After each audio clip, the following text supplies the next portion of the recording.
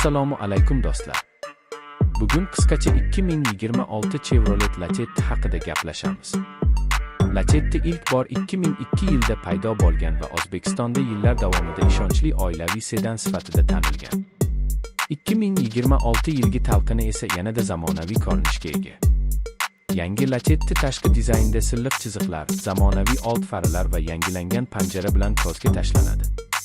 Salon ichida qulay o'rindiqlar, oddiy va tushunarli panel, multimedia ekran va kundalik hayot uchun yetarli joy bor. Bu mashina 5 kishilik oila uchun juda mos.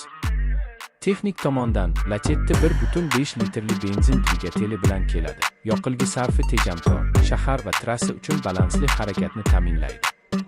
Tezlik poygasi uchun emas, lekin kundalik foydalanishda juda ishonchli.